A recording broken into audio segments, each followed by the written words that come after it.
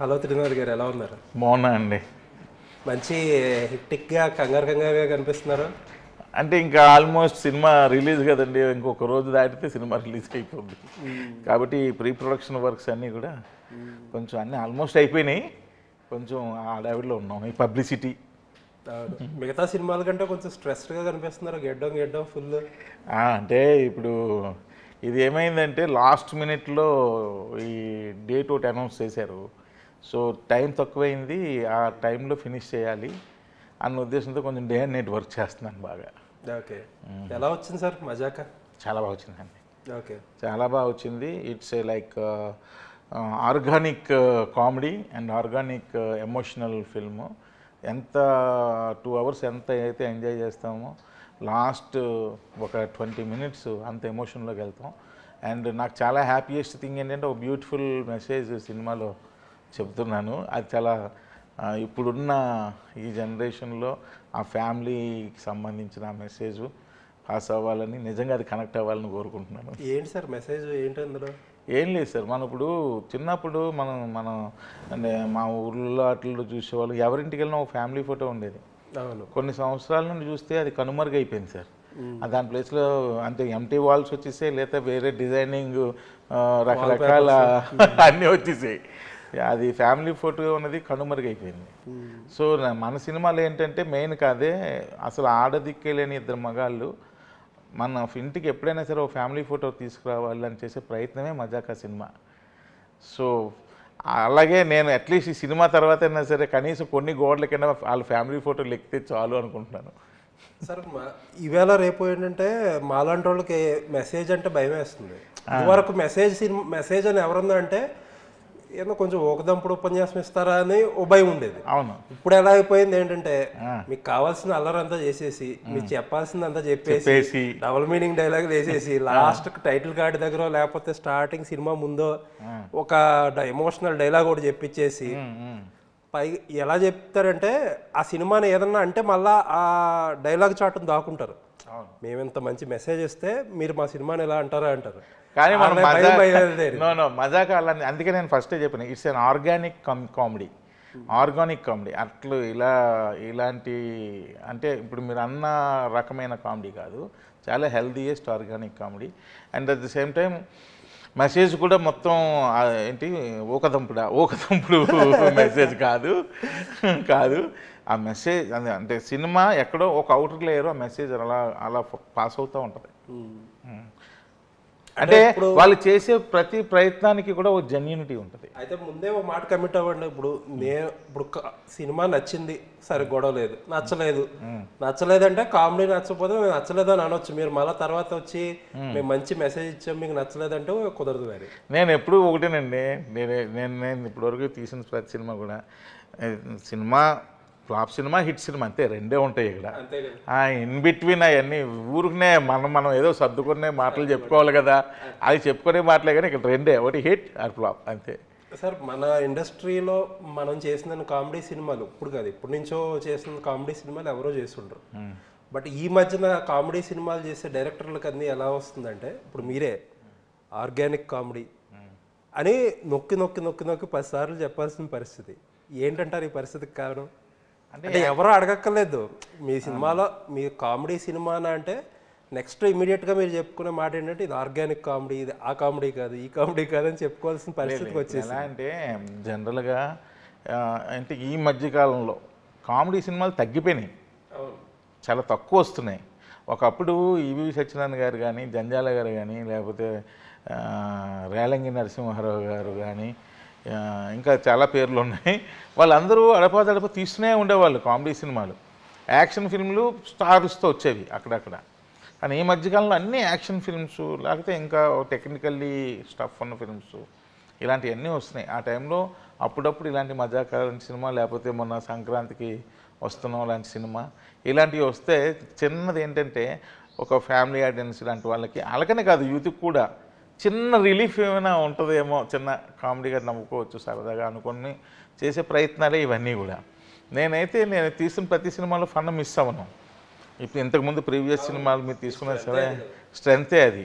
నా ఉద్దేశం ఎప్పుడు అదే సార్, ఎప్పుడు సరదాగా కొంతసేపు రిలాక్స్ అయ్యి ఆ థియేటర్లో ప్రశాంతంగా చూసి వెళ్ళిపోయి హాయిగా స్నానం చేసి భోజనం చేసి ఆ రోజు రాత్రి అయినా సరే కొంచెం అన్నీ మైండ్లో తీసి ప్రశాంతంగా పర్సన్ పడుకుంటే చాలు అని అనుకుంటుంటా.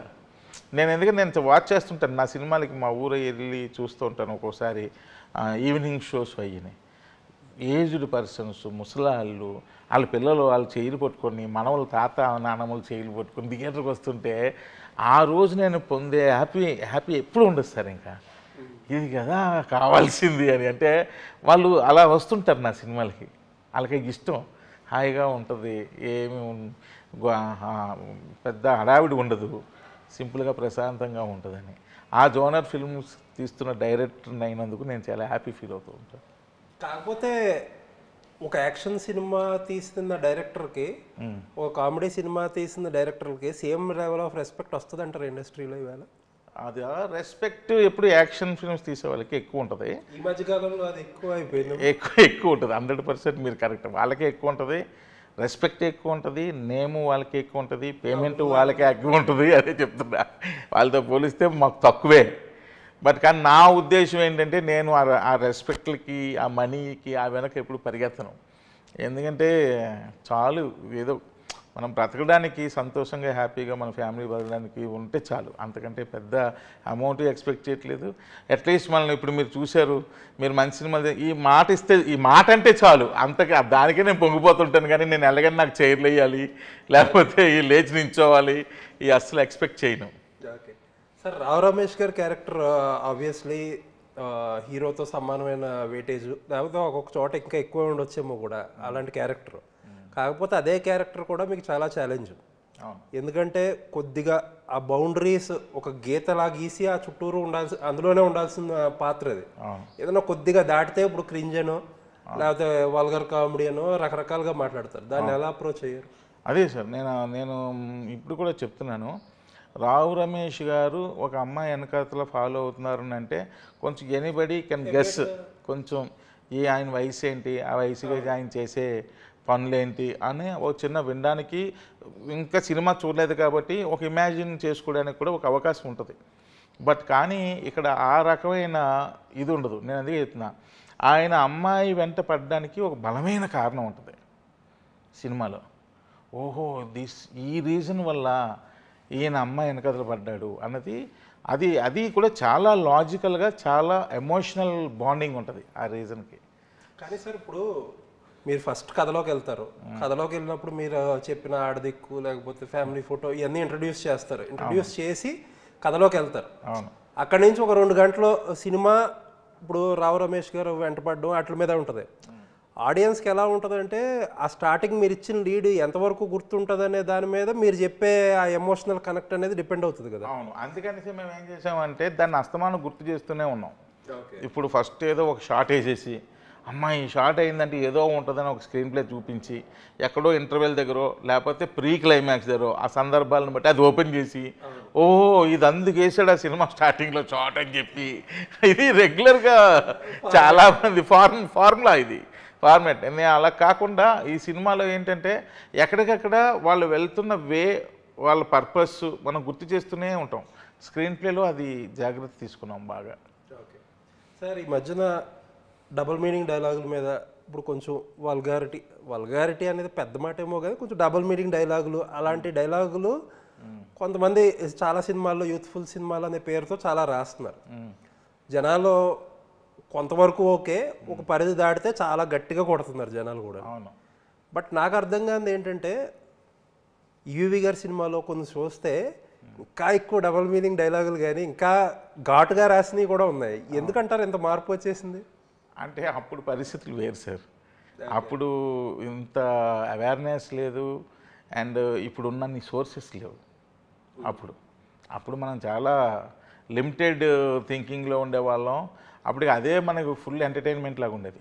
ఇప్పుడు ఎంటర్టైన్మెంట్ స్టఫ్ విపరీతంగా ఉంది. సో కాబట్టి అది జనాలకి అక్కర్లా. వీళ్ళు ఏంటంటే కాస్త వీళ్ళు ఎంటర్టైన్ అయితే చాలు, వల్గారిటీ అక్కర్లేదు ఇప్పుడు జనాలకి. ఇప్పుడు అంటే అదే డబుల్ మీనింగ్లో వల్గారిటీలో లేకపోతే ఇన్స్టాగ్రామ్లోనో లేకపోతే టీవీ షోల్లోనో బాగానే ఎంజాయ్ చేస్తున్నారు జనాలు. అవును, థియేటర్కి వచ్చేటప్పుడు వేరేగా మారిపోతున్నారు. స్క్రీన్ లెవెల్ పెరిగింది కదండి. ఇది ఏంటంటే చిన్న అంటే షార్ట్ పీరియడ్ వచ్చే ఎంటర్టైన్మెంట్ ఇది. బట్ స్క్రీన్ అన్నది ఒక 2 hours 2.5 hours కూర్చొని ఎంటర్టైన్ అవ్వాల్సిన పరిస్థితి. సో ఈ ఇన్స్టెంట్ ఎంటర్టైన్మెంట్ వరకు అవి పనిచేస్తాయి, కానీ వీటికి పనికిరాదు పెద్ద స్క్రీన్కి. ఇప్పుడున్న జనరేషన్కి అది వర్కౌట్ అవ్వదు. సో మజాకాలో అలాంటి జాగ్రత్తలు తీసుకున్నారు ఆ టైప్ ఆఫ్ కామెడీ? అంటే సిచ్యువేషనల్గా ఈ సినిమాలో అలాంటి పడే అవకాశాలు ఉండే స్క్రిప్ట్ ఇది మరి. అవునవును. అంటే ఇప్పుడు నేనేం చెప్తున్నానంటే, ఇప్పుడు మరీ టూ మచ్ ఆఫ్ బౌండరీస్ దాటిపోకుండా మన పరిధిలో అక్కడ ఎంతవరకు అవసరమో అంతవరకు ఉంటుంది మన సినిమాలో కూడా. అలాగని చెప్పి అది అదే మీరు వల్గారిటీ అని అనొద్దని అన్నారు కదా, అంత మోతాదు కాదు. కానీ ఏదో మనం జస్ట్ ఇలా స్మైల్ వచ్చే ఎంటర్టైన్మెంట్ వరకే, అంతే, అంతవరకు. ఏంటి ఈ మధ్యన మీరు కూడా బాగా వార్తల్లో వ్యక్తి అయిపోతున్నారు? వార్తల్లో వ్యక్తి అంటే మీరు ఏ ఉద్దేశంతో అడిగారో నాకు అర్థమైంది. కానీ బట్ సార్ నేను నిజంగా చెప్తున్నాను సార్, నాకు నిజంగా ఇంటెన్షనల్గా అనడం కానీ కావాలని అన్నది కానీ కాదు సార్. అది నవ్వించే ప్రాసెస్లో ఒక టంగ్ స్లిప్ అయింది అంతే. ఆ టంగ్ స్లిప్ అయ్యే లోపలికే అంత డ్యామేజ్ జరిగిపోయింది. ఆ తర్వాత నేను అందరికీ సారీ చెప్పాను. ఇప్పుడు ఇంటెన్షనల్గా నేను చెప్తే తప్పు సార్, దానికి మీరు ఏ శిక్ష వేయండి నేను రెడీ, నేను ఆ శిక్ష అనుభవిస్తాను. నేను తప్పు చేశాను కాబట్టి, నేను కావాలని చేశాను కాబట్టి. ఇది అనుకోకుండా వచ్చింది, అయినా సరే తప్పనే ఫీల్ అయ్యాను నేను. అప్పుడైనా సరే నువ్వు కొంచెం కంట్రోల్లో ఉండాలి కదా, నువ్వు చూసుకోవాలి కదా మాట్లాడేప్పుడు. ఎందుకంటే నువ్వు స్టేజ్ మీద మాట్లాడుతున్నావు, కొంచెం ఆచితూచి మాట్లాడాలి కదా.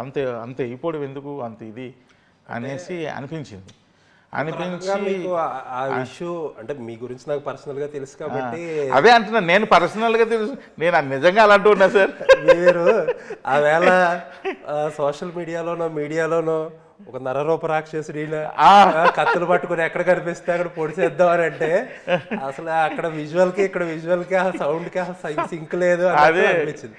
కాకపోతే ఒకటైతే చెప్పాలి సార్, ఏంటంటే ఇప్పుడు ఆమె అక్కడ లండన్ నుంచి వచ్చిన ఆవిడ బై మిస్టేక్ పొరపాటున ఆవిడ కనుక వేరేగా తీసుకుని ఉంటే అవును అది చాలా అంటే ఒక ఫ్యామిలీని ఎక్కడో వదిలేసి ఆవిడ వచ్చింది కాబట్టి ఎందుకో ఏదన్నా మీతో ఉన్న చనువు కొద్దీ చెప్తున్నా, మీ స్థాయికి అది కొంచెం నాకు కూడా ఇబ్బందిగానే అనిపించింది. అందుకని సార్ నేను అప్పుడే వెంటనే రియలైజ్ అయ్యి తనకి సారీ చెప్పాను, టోటల్గా అందరికీ సారీలు చెప్పాను, వెంటనే రియలైజ్ అయిపోయాను నేను. సో తనకు కూడా ఎక్స్ప్లెయిన్ చేశాను. అది తనకి అసలు ఏంటి ఇది అంతా అని నాకు ఫోన్ చేసింది, చెప్పాను ఇది ఇలాగే ఉంటుందంటే. వాళ్ళకంటే లండన్ స్టైల్ సార్ వాళ్ళది. వాళ్ళు నవ్వుతున్నది తను.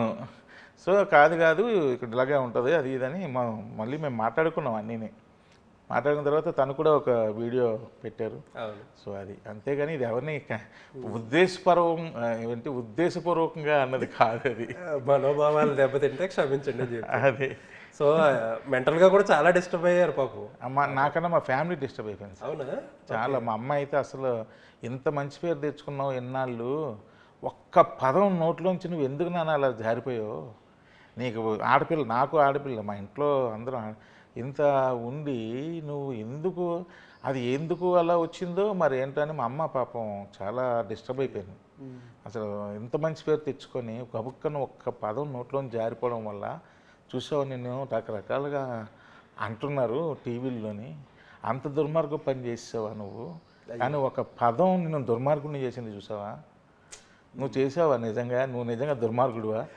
కానీ ఇప్పుడు ఇది ఎంతమంది చెప్తాం, ఊర్లన్నీ తిరిగి చెప్తామేంటి, నా కొడుకు దుర్మార్గుడు కాదు, నా కొడుకు దుర్మార్గుడు నేను చెప్తానేంటి. ఎప్పుడన్నా మన గొంతు కంటే పక్క నుంచి వచ్చే గొంతులు చాలా గట్టిగా ఏర్పడతాయి కదా.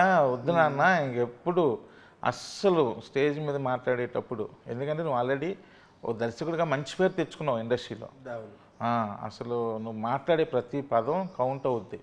కాబట్టి నువ్వు ఇక ముందు మాట్లాడేటప్పుడు మాత్రం నువ్వు ఎంటర్టైన్ చెయ్యి, నేను వద్దంటలేదు. ఎందుకంటే నువ్వు ఎంటర్టైన్ చేస్తేనే పీపుల్ నేను లైక్ చేస్తారు. నువ్వు స్టేజ్ మీద మాట్లాడితే ఎందుకు లైక్ చేస్తున్నారు, ఏదో జోకులు చెప్తావు, నవ్విస్తావు, రకరకాల మాట్లాడతావని నేను ఇష్టపడతారు. శ్రీనాథ్ గారు మాట్లాడాను అలా ఎంటర్టైన్ చేయి, కానీ ఈ రకమైన వద్దు. ఇది గబుక్కని నోరు జారిపోయింది, ఇంకా అదంట్లా. కానీ ఇక ముందు అలా జారకుండా జాగ్రత్త పడని మా అమ్మ బాగా పాపం ఇంచుమించు ఒక వారం రోజులు ఒక దానిలో ఉండిపోయింది. నాకు అసలు చాలా భయం వేసింది అసలు, ఎందుకంటే మన క్యారెక్టర్ అది కాదు, ఎందుకు అలా అయిపోయింది. సరే తప్పు జరిగింది, మళ్ళీ ఇంకెప్పుడు ఇలాంటి తప్పు జరగకూడదు అని నేను మెంటల్గా ఫిక్స్ అయిపోయాను. లేదండి సార్, ఎంత ఓపెన్గా మాట్లాడుతున్నారంటేనే అదే మీరు ఎంతమంది మాట్లాడతారు మన ఇండస్ట్రీలో, అంతా హిపోక్రసీయే కదా. అవును. సరే మజాకాకు వచ్చేస్తే, ఇది చాలా విచిత్రమైన కథ. ఎక్కడెక్కడో తిరిగి అందరికంటే లాస్ట్ మీరే వచ్చారేమో ఇందులోకి. అవును. సో చిరంజీవి గారికి అనుకున్నప్పుడు కథకి ఇప్పటికి దేనికి ఏం చేంజెస్ చేశారు? అంటే యాక్చువల్గా ఇప్పుడు చిరంజీవి గారికి అనుకున్నప్పుడు కథ ఏంటో నాకు తెలియదు సార్. ఓకే. ఇప్పటికి కూడా తెలియదు నాకు.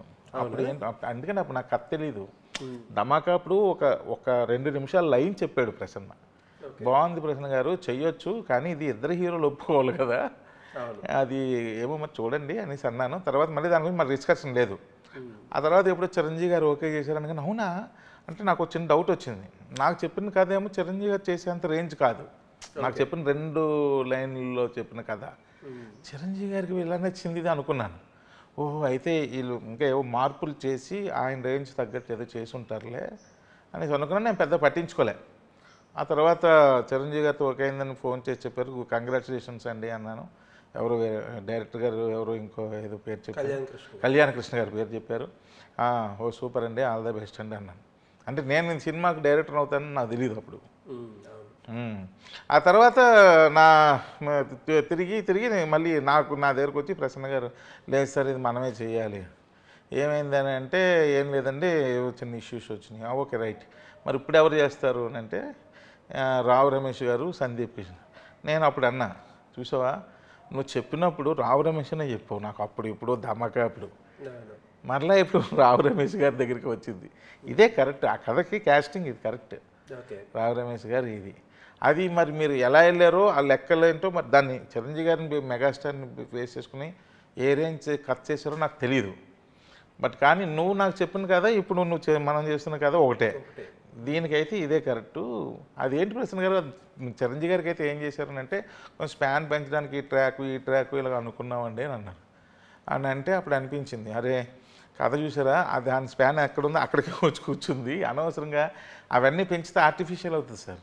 ఓకే. ఊరిని యాడ్ ఆన్ చేస్తే అవి కూర్చోవు సార్ కథలోని, అవి ఎప్పుడు అవేగానే ఉంటాయి బయటికి. అప్పుడు అనిపించింది, చిరంజీవి గారు కూడా ఆయన కథ వినగానే ఎక్సైట్ అయ్యి ఉండొచ్చు, అబ్బా బాగుంది అని అనిపించవచ్చు. తర్వాత మరలా మళ్ళీ ఆయన కూడా ఆలోచించి ఉండొచ్చు అని నేను అనుకున్నాను అంతే. ఓకే. సో ఏంటంటే ప్రసన్న గారిది మీది అంటే త్రినాథరావు నక్కిన ప్రసన్న బ్లాక్ బస్టర్ కాంబినేషన్ వినడానికి చాలా బాగుంది. అలా నడవగా అది కొంచెం భారం అయిపోయినట్టు అనిపించలే? మీరు లేకుండా ఆయనకి ఇబ్బంది, ఆయన లేకపోతే మీకు ఇబ్బంది అన్నట్టు అదొక చిరాగ్గా అనిపించలే? అంటే మాకైతే ఆ ఫీలింగ్ రాలేదు సార్. నేను ఇప్పుడు ప్రతి సినిమా కూడా మధ్యలో అప్పుడప్పుడు మీ చెయ్యి వదిలేయాలని ఆయన చెయ్యి వదిలేయాలని మీరు ఎప్పటికప్పుడు ట్రై చేస్తూనే ఉంటారు కదా. వదిలేయాలని ట్రై చేయం సార్. నేను నా మెంటాలిటీ ఏంటంటే, నా దగ్గర ఉన్న అసిస్టెంట్ డైరెక్టర్లను కూడా 2 సినిమాలు చేసాక వెళ్ళిపోండి అంట, ఇంకా చాలు డైరెక్టర్ అయిపోండి అంటాను. అలా ప్రసన్న గారికి ప్రతిసారి చెప్తా, నీకు ఒక ఆపర్చునిటీ వస్తే మాత్రం త్రినాథ్తో సినిమా చేయాలని నువ్వు వెయిట్ చేయొద్దు, డైరెక్టర్గా అవకాశం వచ్చినప్పుడు వెళ్ళిపోవాలి అంతే. ఎందుకంటే ఇది కెరియర్, ఒకరి కోసం ఒకరు ఆగేది కాదు, ఆపేది కాదు ఇది అని ప్రతిసారి నేను అందరికీ నా అసిస్టెంట్ డైరెక్టర్లు కూడా అది చెప్తా సార్. మీరు 2 సినిమాలే, అంతకంటే ఎక్కువ చేయకండి, నెక్స్ట్ కథలు తయారు చేసుకోండి, ప్రొడ్యూసర్లను అప్రోచ్ అవ్వండి, హీరోలను అప్రోచ్ అవ్వండి అనే చెప్తుంటా. టైం వేస్ట్ చేసుకోండి, టైం చాలా వాల్యుబుల్. పాత రోజులు కాదు, సంవత్సరాలు అసిస్టెంట్లు, అసోసియేట్లు, కోలు ఇలాగ చేసి కాదు. ఇప్పుడు మారిపోయింది, కొత్త వాళ్ళు ఇమ్మీడియట్గా వచ్చేస్తున్నారు, ఇన్స్టెంట్గా డైరెక్టర్లు అవుతున్నారు. సరే, ఎందుకు ఇది వరకు రైటింగ్ అనేది ఒక డిపార్ట్మెంట్. అవును. ఎంత పెద్ద డైరెక్టర్లు అయినా సరే సెపరేట్ రైటర్ల దగ్గర నుంచి కథలు తీసుకునేవారు. అవును. రైటర్లుగానే ఉండేవారు. స్టార్ అంటే మంచి రైటర్లు ఉండేవారు, స్టార్ రైటర్లు ఉండేవారు, లెజెండరీ రైటర్లు ఉండేవారు. బట్ వాళ్ళ లైఫ్ మొత్తం రైటింగ్ లానే అనుకునేవారు. ఎందుకు ఈవేళ ఇప్పుడు 2 కథలు చేయగానే మళ్ళీ డైరెక్టర్ అవ్వాలని అనుకోవడం, లేకపోతే డైరెక్టర్లు కొంతమందికి అసలు ఇంకొక డైరెక్టర్ దగ్గర కథ తీసుకోవాలంటే చాలా ఇబ్బంది. అవును. ఎందుకు? సో నేను ఒకటే చెప్తాను సార్, చాలామందికి తెలియదు ఏంటంటే, direction is different, writing is different. 2 ఒకటి కాదు. ఆ 2 కలిపి ఉంటే ఆయన మహా గొప్ప వ్యక్తి కిందే లెక్క. ఈ రెండు సెగ్మెంట్స్ సార్, ఇవి 2 ఒకటి కాదు. సో రైటర్ ఏదైతే స్క్రిప్ట్లో రైటింగ్ మోడ్లో ఉందో దాన్ని అద్భుతంగా విజువలైజ్ చేసి చేసేవాడు డైరెక్టర్. ఆ ఎమోషన్ని పండించగలిగేవాడు డైరెక్టర్. అది వేరు, ఇది వేరు. ఇప్పుడు ఓన్లీ ఆ రైటర్ రాసిన పేపర్ని అలా తీసుకొచ్చి నేను షూట్ చేస్తే సినిమా మీకు నచ్చదు. అర్థమైందండి? దాన్ని డైరెక్టరు అన్నవాడు దాన్ని విజువలైజ్ చేసుకుంటాడు. ఓహో, రైటర్ ఈ ఆలోచనతో ఇది రాసి ఉంటాడు, ఆయన ఎమోషన్ ఇది, ఆయన ఐడియా ఇది, ఆయనది ఇది అని చెప్పి రైటర్ మైండ్ సెట్ని అర్థం చేసుకొని దానికి తగ్గట్టుగా విజువలైజ్ చేసి రైటర్ని సాటిస్ఫై చేసేవాడు డైరెక్టర్. సార్ ఇప్పుడు ఒక రైటర్ తన మైండ్లో పుట్టింది కదా, ఇప్పుడు తనకంటే ఇప్పుడు మన మైండ్లో పుట్టిన ఆలోచనకి మనం పర్ఫెక్ట్ విజువలైజ్ చేయగలం. అవును. ఇప్పుడు ఒక డైరెక్టర్ విజువలైజ్ చేయడం ఏంటి? అది వేరే స్క్రీనింగ్ చేయాలిగా. స్క్రీనింగ్ చేసే ప్రాసెస్లో మళ్ళీ ఇక్కడ టెక్నికల్ వర్క్ కదండి. దాన్ని స్క్రీనింగ్ చేసే ప్రాసెస్ కూడా ఒకటి ఉంది కదా, అది చేయాలి కదా. ఆ చేసే ప్రాసెస్ కూడా చాలా ఇంపార్టెంట్, అది కూడా తెలియాలిగా. అందుకే రెండు తెలిసిన వాళ్ళు అదృష్టవంతులు. బట్ ఇండస్ట్రీలో ఇప్పుడు రైటర్ల మీద డిపెండ్ అయ్యే డైరెక్టర్లకే కొంచెం తక్కువ, సొంతంగా కథలు రాసుకునే వాళ్ళు తక్కువ. అది వేరే వాళ్ళు అంటాం కూడా కదా, డైరెక్టర్లు అలా ఫిక్స్ అయిపోతున్నారు కదా. కొంతమంది డైరెక్టర్లు అయితే కథ తీసుకుని కొనుక్కుంటున్నారు తప్ప క్రెడిట్స్ ఇవ్వడానికి ఇష్టపడలేదు కదా. కానీ మనది అది లేదులేండి, మనం క్రెడిట్స్ టాపిక్. అంటే డైరెక్టర్ మైండ్ సెట్ ఇప్పుడు ఏంటంటే వేరే వాడు కథ తీసుకుంటే మనం తక్కువగా అనిపిస్తాం, మనకుండే దాంట్లో ఏదో కొంచెం. అదే సార్ నేను ఎందాలని చెప్తున్నాను, మనం తక్కువ అనిపించడం, మనం ఎక్కువ అనిపించడం, ఈ మైండ్ సెట్ చూసారా, ఇక్కడే ప్రాబ్లం వస్తుంది. అసలు మనం తక్కువ ఏం తక్కువే ఎక్కువలు ఏమున్నాయి సార్ ఇందులోని. డైరెక్టర్గా నాకు రావాల్సిన క్రెడిట్ నాకు వస్తుంది, ప్రసన్న గారికి రావాల్సిన రైటర్గా ఆయన క్రెడిట్ ఆయనకు ఉంటుంది, అంతే కదా. ఇప్పుడు ఆయన క్రెడిట్ అది నాకు తక్కువ అయిపోద్దేమో, ఏంది ఈ తక్కువ ఎక్కువ, అదేం నా డ్యూటీ ఏంటి డైరెక్షన్. నా డ్యూటీలో నేను పర్ఫెక్ట్గా చేశానా లేదా అంతే. అంతేగాని ప్రసన్న గారు ఏంటది రైటర్గా ఉంటేనే నేను చేశానా లేదా, లేకపోతే ప్రసన్న గారు తక్కువ, లేకపోతే ప్రసన్న గారు నన్ను డామినేట్ చేస్తున్నారా, ఈ ఆలోచన రావడం వల్లే ప్రాబ్లమ్స్ వస్తున్నాయి. ఇది రాకూడదు అసలు. ఆయన రైటర్గా ఆయన డ్యూటీ ఆయన చేయాలి, ఓ డైరెక్టర్గా నా డ్యూటీ నేను చేయాలి. బట్ ఇప్పుడు ఈ సినిమాకి మీకు ఆయనకి కలిపి ఒక 7 కోట్లు ఇచ్చారు. ఇప్పుడు మామూలుగా వీరైతే 2 వీరేస్తారేమో. లేదండి, నేను ఇప్పటికీ చెప్తున్నానండి, నేను ఏ రోజు పెద్ద రెమ్యూనరేషన్ తీసుకున్న పాపాన్ని లేదు ఈ రోజు వరకు. అదే నేను అనేది, అదే చాలా తక్కువ రెమ్యూనరేషన్స్. నాకు ఎప్పుడు సినిమా బాగా చేయండి అంటుంటాను. నేను ఇప్పటికీ డబుల్ బెడ్రూమ్ ఫ్లాట్లోనే ఉన్నాను, నేను ఇప్పటికీ బెలనో కారులోనే తిరుగుతున్నాను. ఏం లేదు నేను సంపాదించుకుంది. అందరూ అంటారు డైరెక్టర్ అంటే వాళ్ళు విల్లాలు ఉంటాయి, వాళ్ళు BMW కార్లు, ఏవో ఆ పేర్లు నాకు పెద్ద మోడల్స్ కూడా నాకు తెలీదు, అలాంటి కార్లు తిరుగుతూ ఉంటారు అని అంటుంటారు. బట్ నాకైతే లేవు. ఎక్కడ ఉంటారు, ఏ అపార్ట్మెంట్లో ఉంటారు మీరు? ఇక్కడే మన మణికొండ నెక్స్ట్లో ఉంటాను. అవునా? నాకు ఏం లేదు, నిజంగా చెప్తున్నా. నేను పెద్దగా ఒక ఏంటది ఎప్పుడు ప్రొడ్యూసర్స్ కూడా చెప్తాను, బాగా తీయండి. ఊర్లో పెడతారా? ఊర్లో కూడా నేను అదే చెప్తున్నా, ఊర్లో కూడా నాకు పెద్ద ఇదేం లేదు. నేనే ఇంకా మా నాన్నగారు ఈ సంవత్సరం చనిపోయారు, ఆయన పేరు మీద ఉంటే మా తమ్ముడికి ఏమీ లేదని చెప్పి, అరే ఏదో 20 సెంట్లో 25 సెంట్లో ల్యాండ్ ఉంటే ఆడికి ఇచ్చేసాను నేనే. మీరు తీసుకోకుండా వాటా? వద్దురా, నీ పేరు మీద రిజిస్ట్రేషన్ చేయించుకో, ఊర్లో ఉంటాడు ఆడు. ఓకే. సో ఆడికి అలాగే ఇచ్చేసాను. సో అలాగే ఏదో మిడిల్ క్లాస్ ఫ్యామిలీ, పెద్ద రిచ్ ఫ్యామిలీ ఏం కాదు. సో అలా మేమే ఏదో సర్దుకుంటూ అలా బతికేస్తాం. నాకు పెద్ద ఆశలు లేవు. ఫస్ట్ థింగ్ అదేంటి సార్, మీరు కావాలంటే ధమాకాలో ఇదే సక్సెస్ మీట్లోనో లేదా ప్రెస్ మీట్లోనో నేను వేసుకున్న చొక్కా ఇదే, మళ్ళీ ఈరోజు కూడా అదే చొక్కా వేసుకున్నాను. ఏం ఉండదు నాకు అసలు. ధమాకా 200 కోట్లు అదే ఇదే. నా దిల్ రాజు గారు ఒకరోజు స్టేజ్ మీద ఒక యాంకర్ ఒక ఆమె 100 కోట్ల డైరెక్టర్ అని చెప్పి నేను స్టేజ్ మీద పిలుస్తుంది. దిల్ రాజు గారు అక్కడే ఉన్నారు. నా చేతి దగ్గరికి వచ్చి 100 కోట్లు నీకు ఎంత వచ్చింది అన్నారు.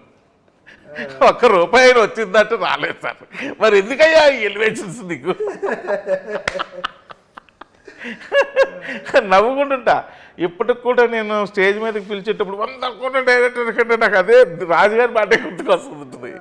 అంటే బయటకు కూడా మేము ఊర్లంటే మన సినిమా ఇండస్ట్రీ పీపుల్ మాట్లాడుకునే మాటలు వేరుంటాయి సార్. మన ఊర్లో ప్రజలు మాట్లాడుకునేది వేరుంటుంది. మొన్న ఊరు పండుగలుగా వెళ్తున్నప్పుడు ఆ రైతులు వాళ్ళు ఉంటారు, మా నోటి తీసిన 100 కోట్లు వచ్చాయి తెలుసా అనగా నా ముసలి వాళ్ళు ఉంటారు కదా, 100 కోట్లే అమ్మా, మరి మనది మన నాయుడు ల్యాండ్ అమ్మేస్తున్నాడు, దాని మీద పెట్టు, మరి ఎందుకు డబ్బులు వేసి తీసుకుంటా అంటారు వాళ్ళు.